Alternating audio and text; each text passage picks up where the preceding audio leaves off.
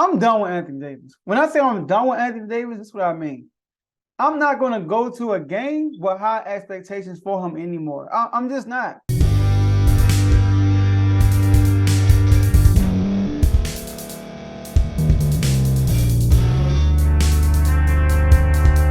Welcome to the Joe Jordan Show. My name is Joe Jordan. I am your host today. And today we're going to talk about opening night. NBA tip-off. Yesterday's games. We had the Lakers versus the Nuggets, and we had the Warriors versus the Phoenix Suns. So we're going to recap those games, and then briefly talk about some of the games that's going on today, which is Wednesday. All right. So first off, let's talk about the Lakers and Nuggets. So we all know what happened. The Nuggets had swept the Lakers in the Western Conference Finals last season, and then they go to the parade, to the post-conference. This Mike Malone doing interviews. They just talking about the Lakers. LeBron comes out, says something. We have media day. Anthony Davis says that they on they get back. He's chirping. And now it's game time. Tip-off. Mano versus Mano. And Denver, they're receiving their rings. I know the Lakers want to spoil the moment. And the Nuggets came out with a victory. So the Nuggets, they still look like champions. I mean, Denver doesn't really have any new pieces. They have some, but they don't have a lot that plays a lot of minutes. So what I saw from the Nuggets, I was surprised. I expected that. They look like they're in championship mode. I mean, Jamal Murray, pick-and-roll action is still good. One-on-one is still good. You can tell Jamal Murray is focused on being an all-NBA player this year, even though he only had 21 and 6. Jokic cleaning up the glass, scoring in the post one-on-one, finding an open man. I mean, same old, same old. We did see something different with Aaron Gordon. Aaron Gordon, he's trying to show us a little bag he developed over the summer. You can tell he couldn't wait to get on the court to show his ball handling, even though he didn't really do much. He didn't really succeed at it. One time he lost the ball. The other time he was just dribbling. Like, wasn't really going nowhere. But it's good to see that he's focused on handling the ball more, scoring in isolation situations. Because that's what they're going to need. Last year, you had Jamal Murray and you had Jokic who can score with the ball in their hands. But outside of that, Aaron Gordon, a lot of his stuff was all ball, slash into the basket. Michael Porter Jr. catch and shoot. KCP, at times he's trying to get a bucket, but he can't consistently do that. So Aaron Gordon is going to have to start getting these buckets on his own versus a lot of all ball stuff. So that's really good to see. All right. KCP had a big game, 20 points. He had some big plays too, by the way. Jokic, another triple-double, 29, 13, 11, 1, and 2 turnovers. So the Nuggets, I'm not surprised. I mean, they look the same last time I saw them. But then we go to the Lakers. Let's talk about Anthony Davis, man. Anthony Davis, he did all the talking this offseason. In the first half, good start. 6 from 11, 17 points. Second half, 0 for 6, 0 points. I mean, he took 5 shots in the third quarter. And then early in the fourth quarter, he said, you know what? Darvin Ham did say I need to shoot 6 threes a game. Let me jack one up. And he missed. Then take a shot for the rest of the game. So I'm done with Anthony Davis. When I say I'm done with Anthony Davis, that's what I mean. I'm not going to go to a game with high expectations for him anymore. I'm just not. If he plays great, bravo, he plays great. If he doesn't play great, hey, I wasn't expecting it anyway. He's very inconsistent. Very inconsistent. So I'm going to stop putting these expectations on him when I know most likely he's not going to live up to it. His average is going to look good at the end of the season. He's going to average like 26 points a game. He's going to average like 11 to 12 rebounds a game. He's going to average almost 2 blocks, maybe 2. He's going to average pretty good numbers, but he's a roller coaster. He is a roller coaster. So I'm not going to expect a superstar performance for Anthony Davis no more. If he does, great job. If he doesn't, I didn't expect it anyway. LeBron James, he looked good. He looks like the most fit on it. Well, he is the most fit. So look like on the court, and he's in year 21. Speaking of 21, he had 21 points, 8 rebounds. 21 points, 8 rebounds, 5 assists. He shot 62% from the floor. He had 0 turnovers. He had the highest plus minus on the Lakers, which is +7, and he only played 29 minutes. Anthony Davis, D'Angelo Russell, Austin Reeves, and Taurean Prince played more minutes than LeBron James. And LeBron James led the team in points and rebounds. It's crazy, right? So, yes, they had a great chance of winning if LeBron James played the whole game. But Lakers fans, I need y'all to relax. I know y'all was spazzing yesterday. Why? He couldn't play. Come on now. He got to play more minutes. Relax, y'all. Be patient. I like the move. Y'all got to realize last year, LeBron averaged 35 minutes a game last year. The year before that, he averaged 37 minutes a game. And it's better for y'all. It's better for Lakers to be a 6 to 8 seed because LeBron is on the minute restriction versus the Lakers being a 6 to 8 seed because LeBron got hurt. Y'all fail to realize. I know he looks great, but y'all keep forgetting he's in year 21. He does look physically fit. You know, he looks like his body looks like he's what, 21 probably, 25? But he's in year 21, y'all. You got to realize that. But Joe, LeBron different, is he? Well, he is different. But he's not, he's still in year 22. Listen to this, y'all. Since being a Laker, all right? Since being a Laker outside of the bubble rest, because the bubble season, he plays 67 games because of the long rest, right? But outside of that, y'all, LeBron James played 211 games out of 318, which means that he missed 33% of his games, which is a third of the season that he missed in those years. And you know the results of all those years outside of the bubble?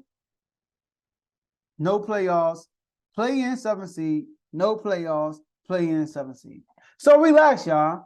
I like the restriction move. I love it. I mean, the Lakers, I like what they did in the all season, you know, with the moves and stuff. But obviously, Anthony Davis is going to have to do more, you know, because LeBron James on the minute restriction. But I understand it because even if you're a 7 seed or a 6 seed, is there anybody in the West really that fully healthy? If the Lakers are fully healthy, LeBron is well rested, that they can't beat in the 7-game series. Now, obviously, they won't be favored, but it's not impossible for them to not win the series in a 7-game series. So their focus is not number 1 seed, number 2 seed. Their focus is we need to get to the playoffs healthy.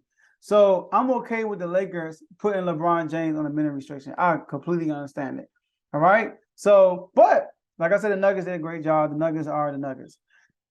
So the next game I want to talk about the Phoenix Suns and the Golden State Warriors. So that game, KD's homecoming, first time he's playing against the Warriors since leaving the Warriors back in 2019, since they lost to the Toronto Raptors. Crazy, right? First time he played against the Warriors since then. He's been injured and stuff like that. So they gave him a tribute video. Was awesome. You know, I'm pretty sure. He said it. He appreciated it. You know, the fans love KD. He brought in back-to-back NBA champion titles to them in 3 seasons. You know, it could have been 3, but hey, injuries happen. He tore his Achilles. So the Suns, Devin Booker. Now, I was supposed to come out and do my top 5, but it's just a lot, man. It's just a lot. I'm going to have to go on an R2L show and just give y'all my top 5, period. I might do that Friday, all right? So make sure y'all tune into the R2L show on Friday. But I definitely believe Devin Booker is, far as backcourt, Devin Booker is top 4 to me, top 4. So Devin Booker, he has the ability to play point. He does. We saw it when Chris Paul was there. Once Chris Paul was injured, Devin Booker took over and played the point guard position. He did a great job. He did an awesome job yesterday. I know they say when Bradley Beal comes back, he's going to play the point. Bradley Beal has also shown signs of playing the point guard position. Last year, I saw a lot of that when it was him, Kuzma, and Porzingis. So Devin Booker did an awesome job yesterday running the point. And he had 8 assists. I think he had 32 points, 31 points.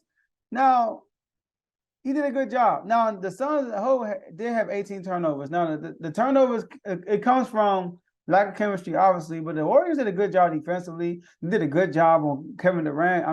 They made Kevin Durant work. Kevin Durant didn't shoot good from the field. Klay Thompson, he was physical. I got to give him props. He was physical with Kevin Durant. Kuminga did an awesome job. Not going to say awesome because he did a great job on Kevin Durant too, was physical, right? So that's what you got to do with him. Now, the Suns have a lot of length, right? They have a lot of length, and they beat the Warriors on the glass. They beat them 60-49. Both of them were killing on the offensive glass. But the Suns gonna be dangerous because they have the length. Like Nurkic was a huge pickup. Like once the Warriors took Looney out, Nurkic was like he has a size advantage, and he shot a three. Now he's shooting threes. That's more spacing because all their role players are capable of shooting threes. So the Suns gonna be dangerous because they're spacing. All their role players are, like I said, are capable of hitting a three. So their spacing is ridiculous. They have length, which is always a plus defensively and offensively on the glass.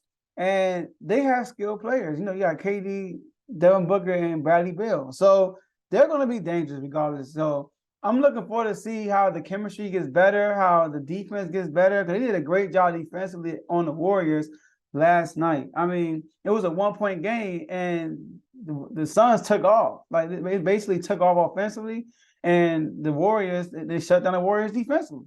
So they showed some signs of good defense too. Now, the Warriors, I saw good signs of the Warriors also. CP3. Now, Warriors' Achilles heel is going to be this. They're undersized. Sorry, they're undersized. So when they're going to have to be a physical team. They're going to have to be very, very physical. Beat up their matchup before, like, while they off the ball. Make them work, right? So they're going to have to do those little things to stay engaged because they're undersized. That's just the case. When Looney's not on the floor, they're undersized. I know Sarri had 4 offensive rebounds, which is awesome, but I mean, I'm not going to depend on that. Looney had 5. I could see Looney constantly hitting the glass. Looney has size. Sarri, he does have size, but he's not a guy that I'm going to say, yeah, we got size, we got him. All right. So now Chris Paul is going to help them a lot because the Warriors never had a player like Chris Paul. Chris Paul he's a point guard. So, they had Sean Livingston, but Sean Livingston was more of a mid-range shooter. He wasn't really a distributor. He could, but that wasn't his calling card. Jordan Poole, yes, he's a shooter. He also can distribute also. He can handle the ball. Once they got Jordan Poole, he was the first ball handler they had in a while. So, but he's not Chris Paul. Chris Paul and Steph Curry are capable as point guards to run the show. Get people involved, run pick and roll actions, find the open man. So when Steph Curry got into foul trouble, CP3 stepped right in and then he missed a beat. So he's going to bring a good dynamic to him. He looked very much comfortable. I watched his team in the preseason, and then you can see CP3 was just trying to do the Warriors way. I mean, you can just tell he wasn't being himself. But against the Suns yesterday, I saw CP3 look very comfortable, especially in that third quarter. That third quarter, we saw a glimpse of what the Warriors could be. They outscored the Suns 40-19 while only going 2 for 8 from 3. So it's not like they was killing them for 3, even though they had good looks all game. I mean, for the whole game, they were 10 for 43. I mean, they had good looks, but they was one cashing in. But in the third quarter, man, the offense was smooth. Like CP3 was running, him and Steph Curry was taking turns on running the show, like find the open man. It looked very pure. And one thing CP3 is going to help this team with, the Warriors turnovers. They always had turnovers. Y'all, if y'all not become a member, we have these chats. In the NBA chat on IG, if you become a member, you can get the be in one of these chats. All right? Become a pro member. If you become an all-star member, you can be in any chat you want to be. Now, we have Instagram chats, we debate, we give our news, and we got a chat for each sport. In the NBA chat, I mentioned that I never seen a dynasty have this many turnover issues. Like, Warriors always have careless turnovers issues, and it's led by Steph Curry. But CP3 is going to help with that. CP3 only had 1 turnover yesterday. Only had 1 turnover. So he's going to help them tremendously in the turnover battle. So, I mean, I think both teams are going to be okay. They're going to be okay, especially the Suns.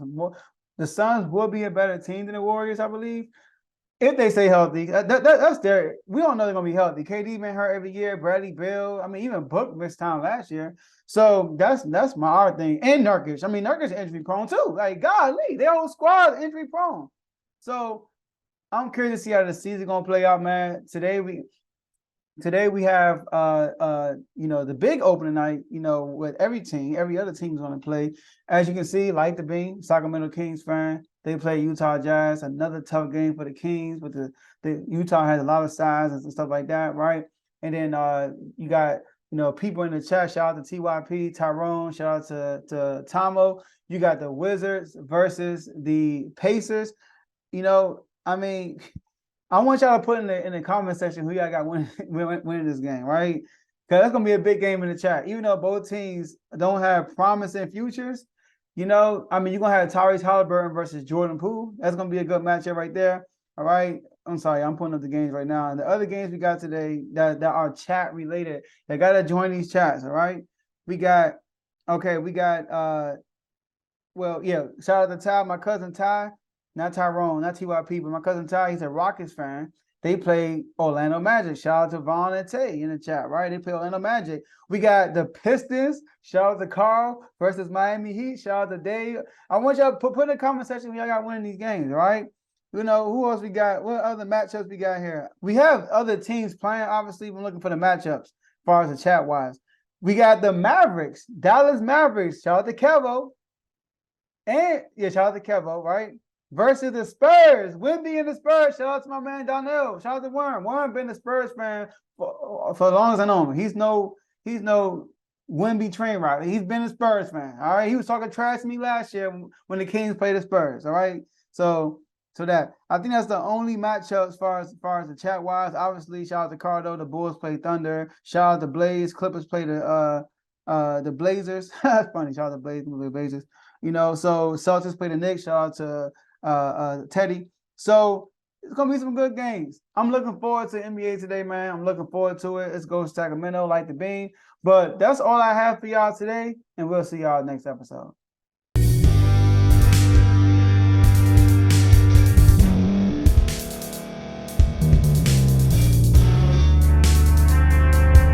Thank you for staying to the end. If you're watching this on YouTube, please like this video, subscribe, and also hit that notification button so you can be notified next time we put out a video. If you're listening on any podcast platform, subscribe and hit that notification button, y'all, so you can be notified we put out another podcast audio. And last but not least, hit that share button. No matter what you're listening to or watching it, hit that share button and send it to somebody that you know that would love to watch this episode you just listened to. So once again, thank you for staying to the end, and we'll see y'all in the next episode.